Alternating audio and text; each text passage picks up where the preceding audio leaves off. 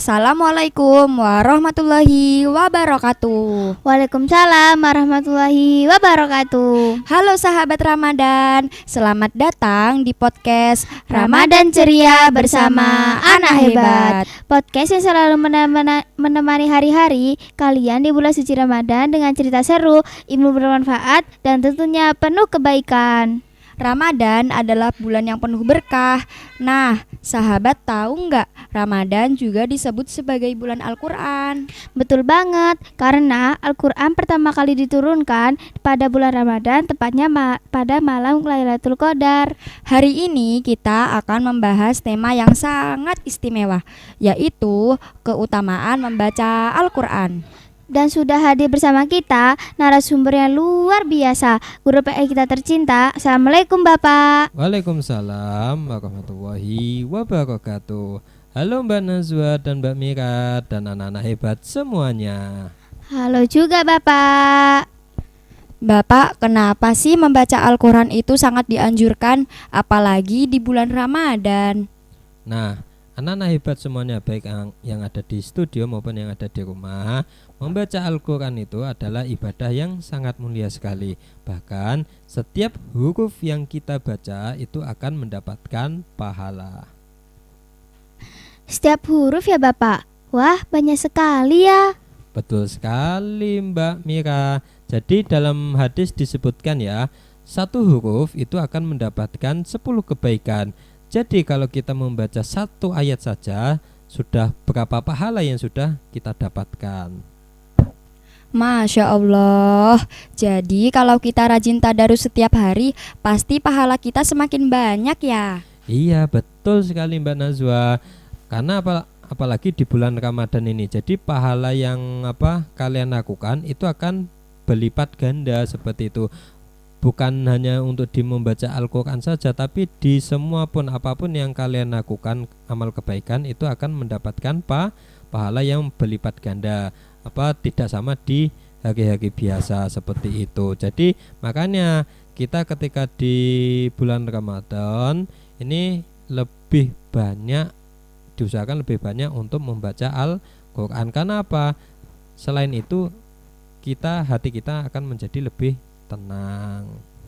Oh, seperti firman Allah dalam surat Ar-Ra'd ayat 28 ya Bapak, bahwa dengan mengingat Allah hati menjadi tentram. Betul sekali Mbak Mira. Jadi Al-Quran ini, orang yang selalu rajin membaca Al-Quran ini hatinya akan lebih adem atau lebih enak lah gitu, nggak gelisah seperti itu. Jadi hatinya semakin lembut, alangnya juga baik, hidupnya juga lebih terarah seperti itu.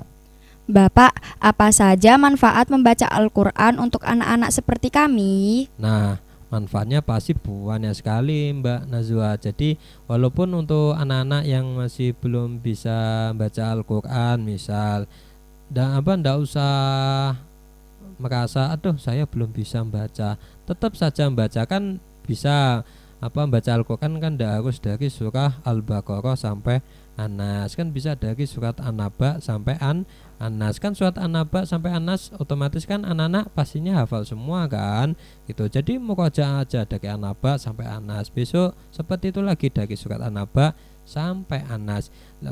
Satu huruf aja sudah dapat 10 pahala, apalagi kalau bisa dapat satu surah, apalagi dapat berapa surah yang kalian baca, berarti semakin banyak juga pahala yang kalian dapatkan seperti itu. Nah, manfaatnya apa saja sih? Yang pertama tadi pahalanya besar. Yang kedua, hati kita akan menjadi tenang seperti itu. Dan yang ketiga, kita akan mendapatkan syafaat ketika di hari kiamat nanti. Nah, terus yang keempat, kita itu akan dilancarkan rezekinya. Bahkan siapa yang orang yang selalu rajin membaca Al-Quran, nah rezekinya akan juga semakin lancar.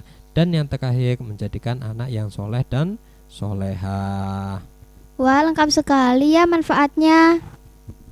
Nah, selain itu anak-anak yang rajin membaca Al-Quran akan membuat kedua orang tuanya bangga dan mendapatkan mahkota atau mendapatkan satu mahkota yang luar biasa sekali nanti di hari kiamat. Apalagi sampai bisa hafal Al-Quran. Masya Allah, jadi membaca Al-Quran itu bukan hanya untuk diri kita sendiri, tapi juga untuk orang tua kita ya. Bapak, kadang semangat membaca Al-Quran itu naik turun. Ada tips gak Bapak supaya kita bisa istiqomah? Pasti ada Mbak ya. Nah, buat teman-teman yang ada di studio maupun yang ada di rumah, nah apa saja sih kalau mau tahu tipsnya? Satu, ketika membaca Al-Quran kita niatkan karena Allah, bukan karena niat kita untuk pamer. Yang kedua, tentukan target harian. Jadi dalam hidup kalian tentukan, kalau bisa misal dalam satu hari atau satu halaman atau satu hari satu juz. Nah, kalau nggak kuat satu hari satu juz ya dibuat aja satu hari satu halaman. Satu halaman itu gampang banget Mbak.